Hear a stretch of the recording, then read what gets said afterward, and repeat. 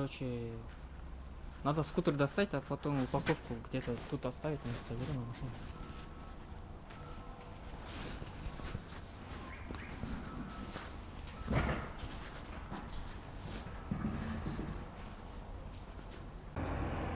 Пушка-гонка.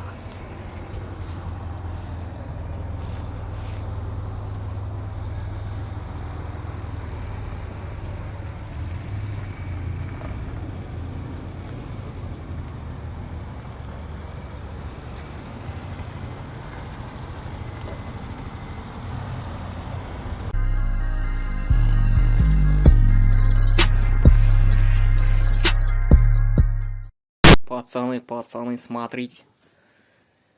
Прикурил, короче. Ну, оталу үшін менде аккумулятор жоқ қалдына бір дохлый аккумулятор көргенсіз стартермен бір екі рет айландырған. Осы стартермен оталам екен деп бүйтіп прикур жасаған ғой не. Қараңыздар, кілтті қоссам е. Қазір. Даже стоп горит. Қараңыздар. Стоп сигнал жанып. Сигнал істейді. Так, оталған қараңдар.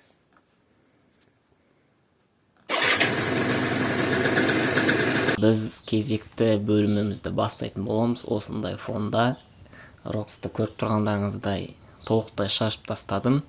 Қазір не істеуіміз керек деген сұраққа келсек, қазір пэкті орнататын жерлердің бәрін сваркілеп қойдым. Соған қазір гайкаларды вартету керек болады, себебі пэк бұралуы тиіс. Және де пэкті орнататын трубалардың бәрін вартеткен кезде пластик тұрғандықтан, дөңгелек мотор тұрғандықтан бара алмаған жердің бәрін вартететін боламыз. Және де болгаркамен шлифовальный кругпен шовтардың бәрін түзейтін боламыз. Және де заправкаға барып бензин алып кеп өртеп жібереміз дегесін ба. Әрине роман тазалайтын боламыз майдан бәрінен. Сосын смывка краски бар. Сол мына краскіге әсер ете ме екен, соны көретін боламыз. Смывать етіп бәрін тазалаймыз, өзінің теміріне дейін. Және де барлығы дайын болғаннан кейін романы краскілеп тастайын ба деп ойлап тұрмын негізі. Сондықтан осы уақытта қандай процесстер болды деген сұрақ болса, роман полностью шашып тастадым. Пэк орнататын 3 жерді дайындадым. Романы алып шықтым мотордан, вилкадан. Вилканы алған сәтте бір проблема байқалды. Вилка қисық екен, бұрын соғылған болу тиіс. Артқа да қисық, және де оңға ма, солға ма, сол жаққа да қисық. Мен беріп қарамадым әлі. Оны түзейтін боламыз. Және де отыра бергенше жұмыс істейік.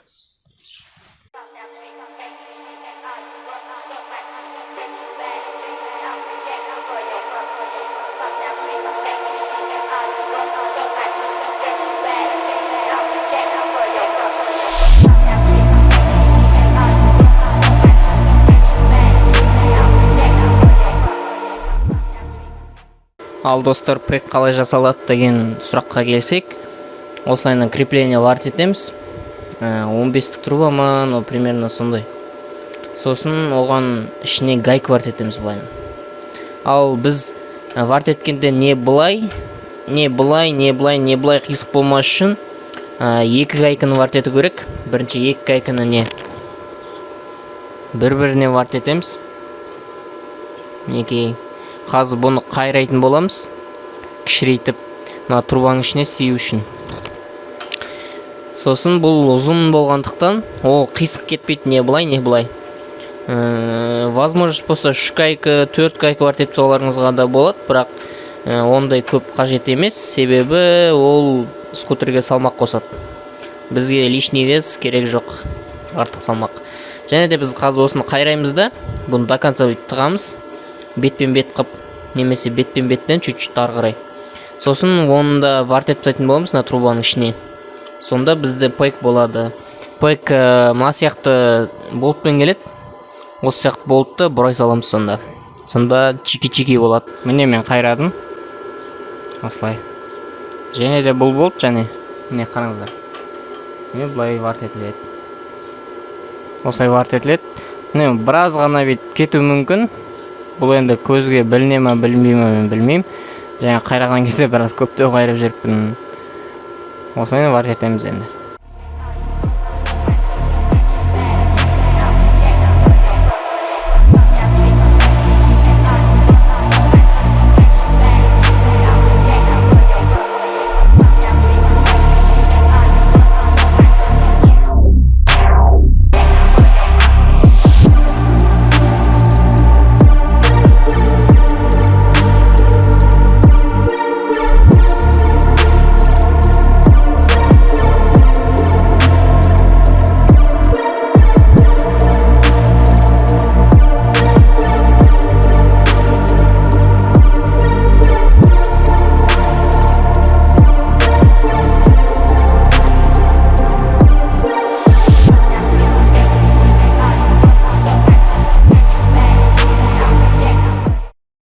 Смывка краскиді жағып қойдым.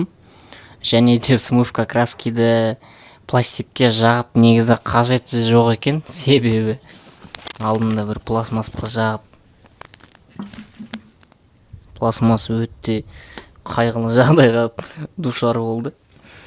Смывка краски мынандайды алдым. Мынандай. 2000 теңге тұрады екен, кішкентай угол болып. Бірақ ішінде андай густой екен, көп жерге жетеді. Жақсы алады екен бұлай негізі. Қазір щеткамен бір сып шығып, кетпеген жерлерін бәріне тағы бір кезек жағып шығу керек болады. Осындай жағдай.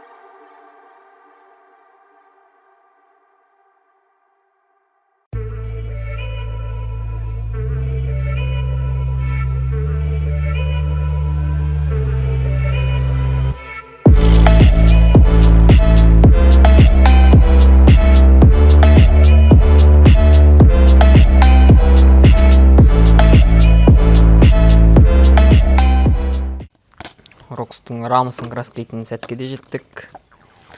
Рама бізде қара түсті болады. Бірінші красканы араластырып алайық. Красканы қазір араластыру керек. Одан кейін разбавитель қосу керек. Базарда фильтр жоқ екен. Әйтпесе фильтровать еткен дұрыс еді негізі. Қанша кетеді краска білмеймін. Примерно осындай алып көрейік. Осындайдан тағы өрген қалды. Тағы да қара краска алу керек болатын сияқты. Және де мен бір білгенім, растворительмен емес, разбавительмен сұйықтату керек.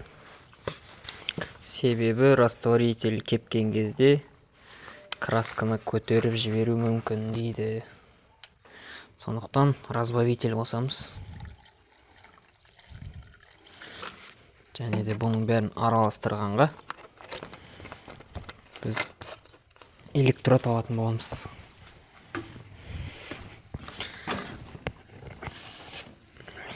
Жеп-жеңіл электрод.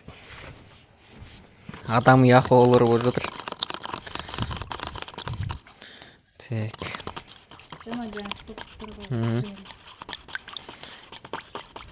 Электродпен араластырамыз. Және де сұйықтығы қоюлау болып тұр, менің ойымша. Біраз разбавитель қосамыз тағы. Бұрын мен растворитель қоса беретінмін негізі.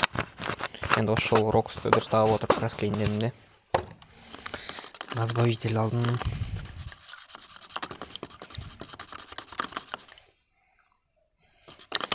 Осы дәл болып қалар негізі. Осы краска жетіп кетсе де жақсы болар еді негізі. Бізде специально осыған арналған краска пульт бар. Осы жақында алдық. Және де. Так, ештеңке ұмытқан жоқпын иә?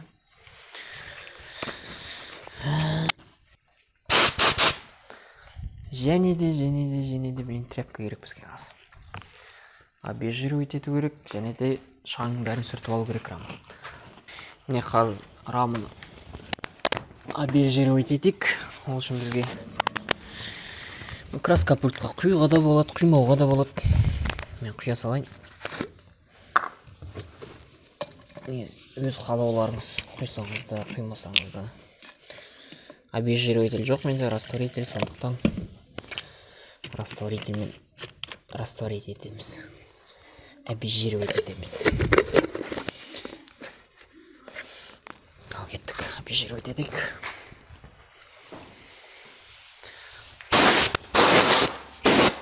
Ойбай. Крышкам жабылмай қалыпты.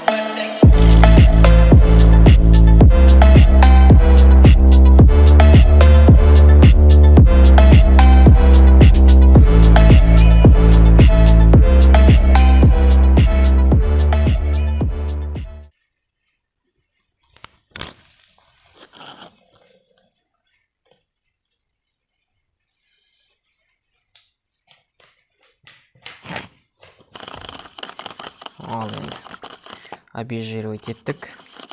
Рамада ешқандай май, шаң болмау керек. Себебі майға жұқпайды краска.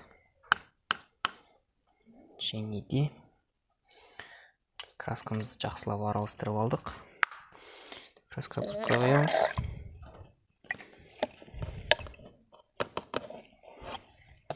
Разбавительден біраз құйып жіберуге болады. Стаканның ішінде жайлап. Краска де сұйықтау болады. Көп емес, біраз ғана.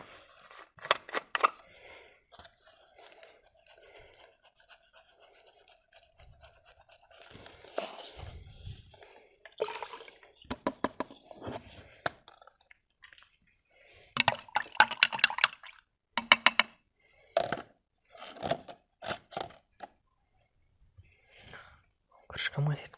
Крышкам жерде жатыр екен.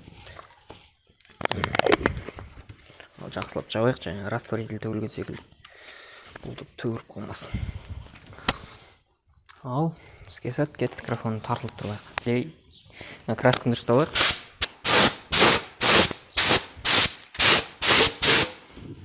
Әлі де көптеу екен.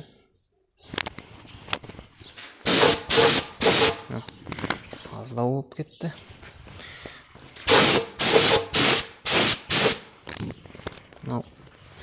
Біраз аздау екен әлі. Осы жетіп қалар. Енді бірінші слой болады. Бірінші слойды аз-азғап, жұқа-жұқа ғып себеміз. Ол кепкеннен кейін екінші слой, үшінші слой солай кете береді. Главный патек болмау керек. Патек болса, осыған дейін істеген жұмыстарымыздың бәрі зая болады.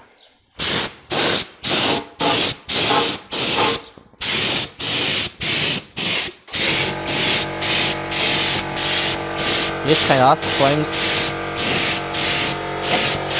Бізге қазір толықтай краскілеу емес. Осыдан кейінгі слойлар жақсы жататындай қып, жұқа бір слой жасау. Біз асығып қалың слой жасайтын болсақ, пачок болуы әбден мүмкін. Ал енді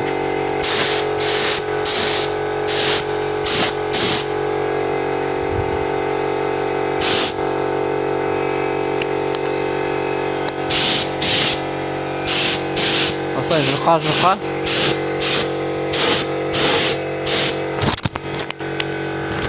қаратсай жұқа осылайынан рамын толықтай бояп шығамыз.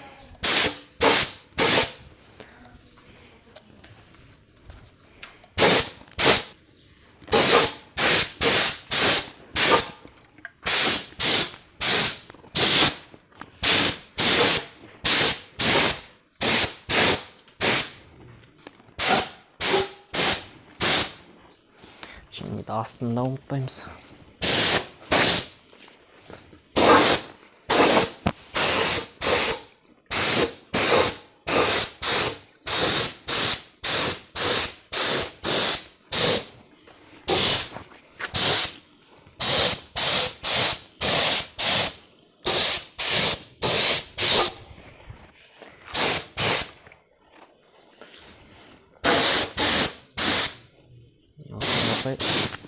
Жұқа себеміз.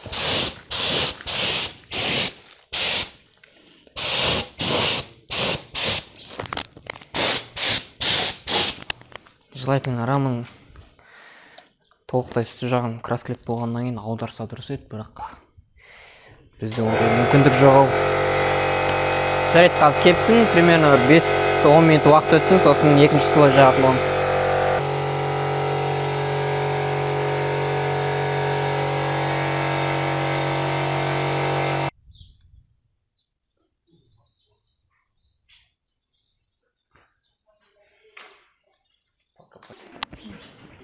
Ал енді екінші слой себетін боламыз.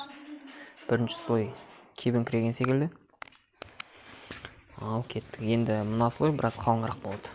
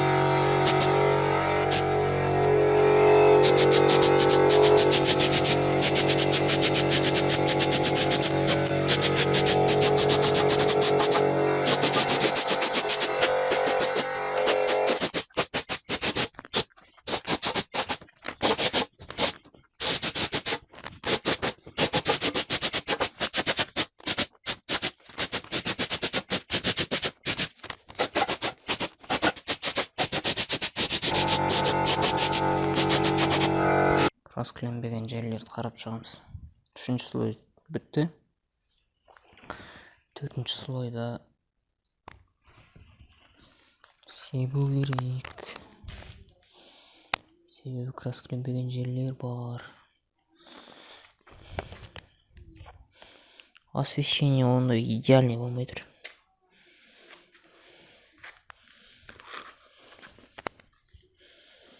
Мына жағы более-менее нормальный екен. Оның ішінде бар екен.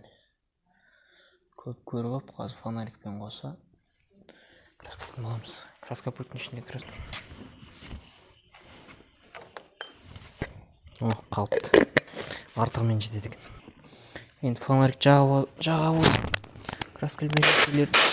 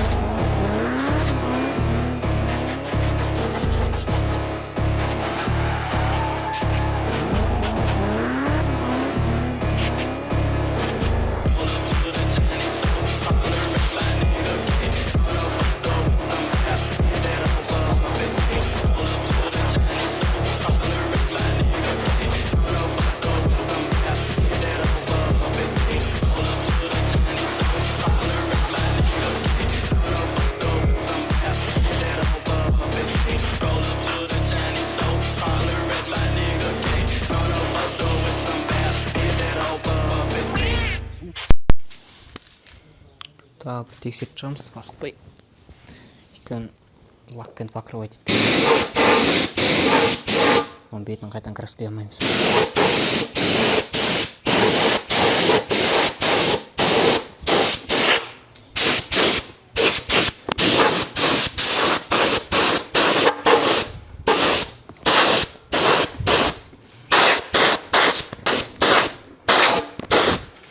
Өтетсін, краска жетпей қалсын басқа нәрселерге, бірақ рамы идеальный болып шықсын.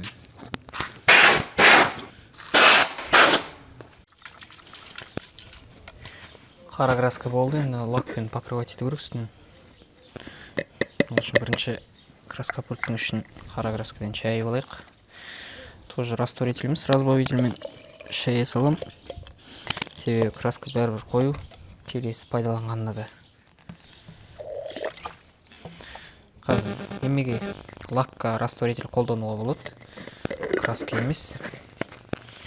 Сондықтан разбавительден тағы алу керек болады екен негізі.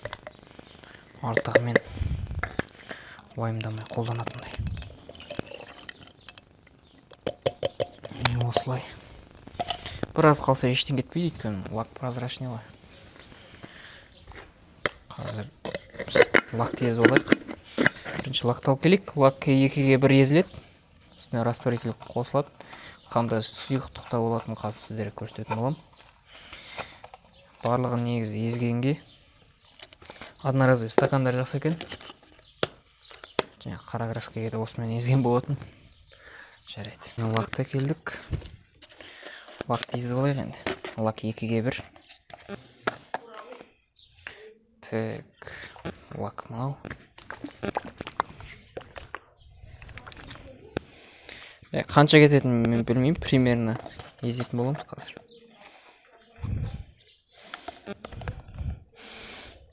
Так, осынша жетіп қалар. Мынау 2 часть болса қазір. Оған арнайы ақ маркер әкелгем. Белгілейтін боламыз. Так, мынау 1 часть, 2 часть болса, дәл осындай 3-ші часть. Енді отвердитель қосамыз лакты.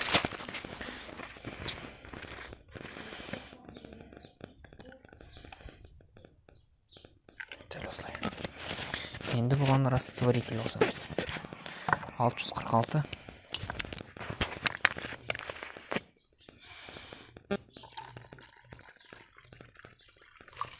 Қазір бұл түсі бір непонятный түс болып тұрады. Қолдар болып. Соны біз бір қалыпты түс болғанша еземіз. Менің ана электродын жерге түсіп, сондықтан жаңа электрод алып келейін. Жаңа электрод. Және бұны жақсылап тұрып араластыру керек. Қазір басында бұлдыр түс болады.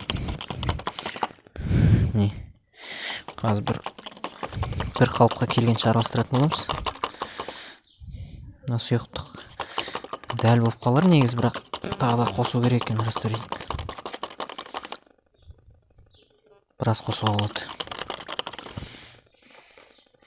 Лак өте сұйық болу керек.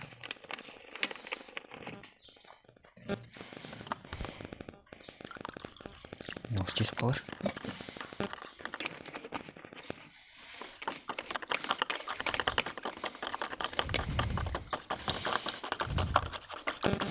Жақсылап тұрып араластырамыз.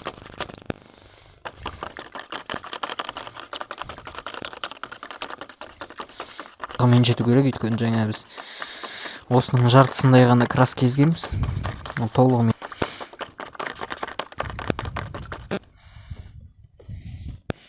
Міне осыны қазір краска пультке құямыз да лакпен себеміз. Растворительдің краска пультын үшін біраз шайып жіберейік. Біраз болсын.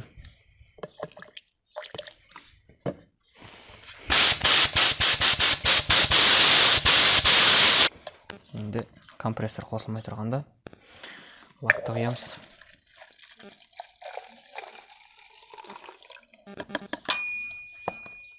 Лакты құйдық. краскасын дұрыстап жабайық та. Бастайық. Кеттік. Міне лакты дәл красканы сепкендей бірінші жай слой себеміз, матовый болып шығатындай. Одан екінші слой более-менее толстый.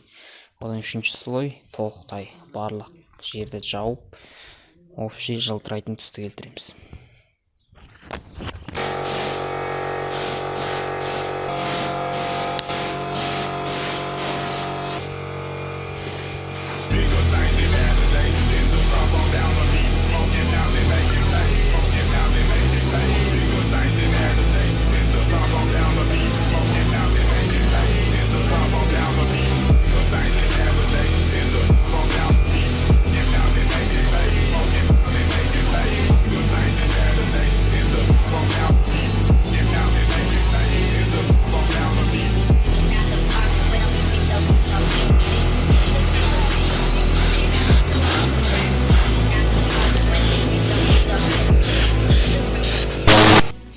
Міне үшінші слойды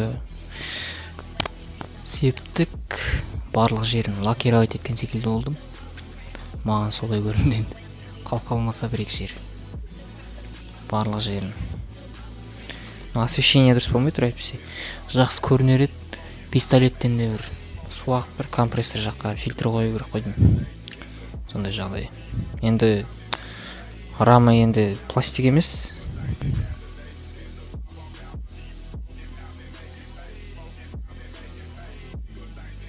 Енді рама пластик емес, раманың сыртынан енді пластмасс болатындықтан ондай қатты енді заморачиваться етпедім.